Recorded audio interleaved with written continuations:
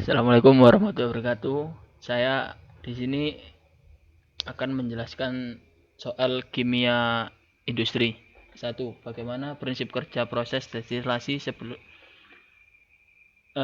satu prinsip kerja destilasi atau penyulingan adalah jika suatu zat dalam larutan tidak menguap bersama, itu berarti bahwa uap larutan memiliki komponen yang berbeda dari larutan asli. Dan jika suatu zat menguap, itu berarti pemisahannya selesai secara sempurna. Nah, berikut ini adalah 5 aplikasi destilasi dalam industri dan kehidupan sehari-hari. Destilasi digunakan dalam pengolahan minyak bumi menjadi berbagai produk minyak bumi seperti bensin, solar, diesel. Kedua, proses pengolahan tebu menjadi gula juga memanfaatkan destilasi untuk menguapkan molekul air. Yang ketiga, destilasi juga dimanfaatkan dalam produksi garam dari air garam. Yang keempat, pemisahan campuran air bensin menjadi bensin murni.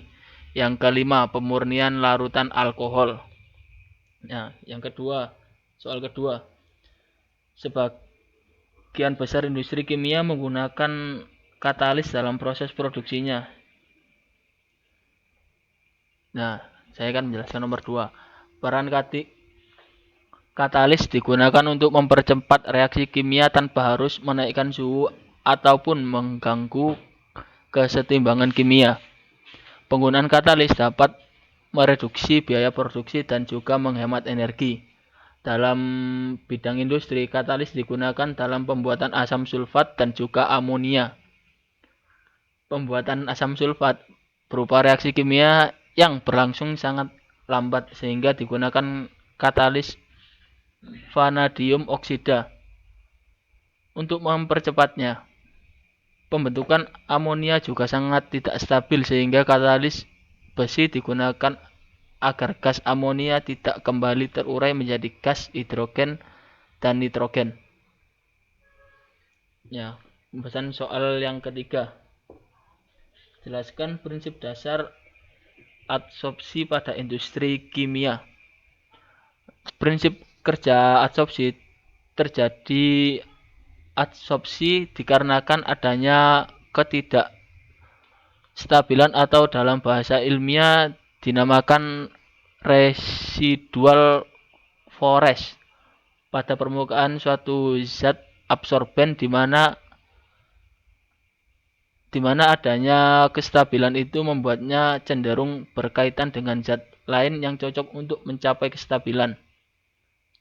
Proses pembuatan formalin, contohnya pembuatan asam nitrat.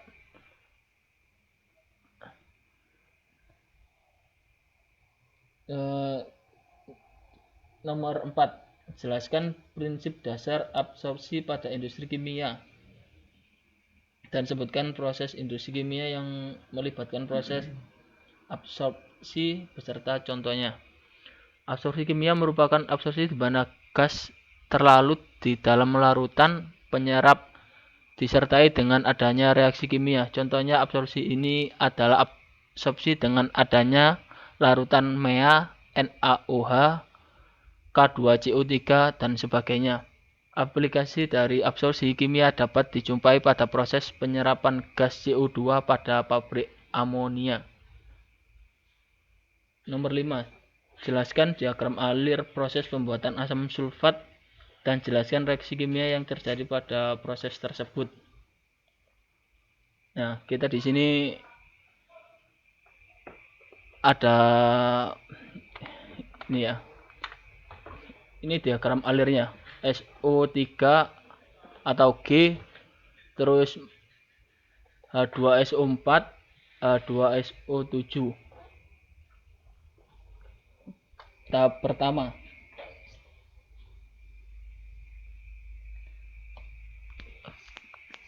larutan belerang dicampur dengan udara. Sulfur dioksida bisa kita buat dengan cara pertama, yaitu membakar belerang dengan udara, maka belerangnya akan bereaksi dengan oksigen membentuk sulfur dioksida. Ini di tahap pertama dan menjadi SO2. Lanjut ke tahap kedua. Di tahap kedua, kita akan mereaksikan SO2 dengan O2 atau oksigen untuk menghasilkan SO3. Reaksi pembentukan SO3 ini adalah reaksi setimbang yang reversible.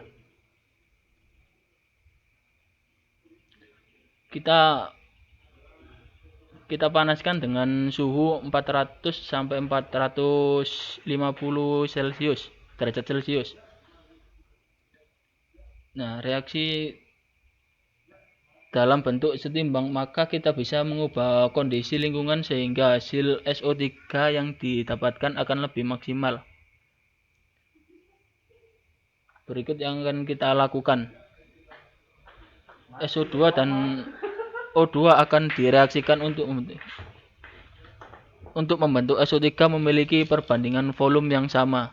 Jadi SO3 dengan oksigen itu harus sama volumenya.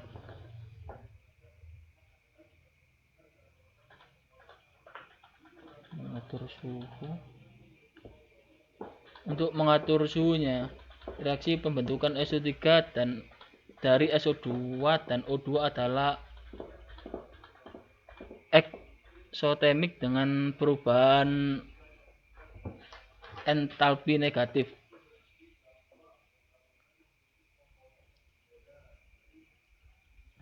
Terus pengaruh katalis. Jika kita memakai pengaruh katalis terhadap kesetimbangan, jawabannya adalah tidak ada. Jadi katalis tidak akan menggeser arah kesetimbangan. Terus lanjut ke membuat H2SO4 di tahap ketiga. Setelah SO3 terbentuk, maka langkah selanjutnya adalah membuatnya menjadi asam sulfat dengan cara mereaksikannya dengan air.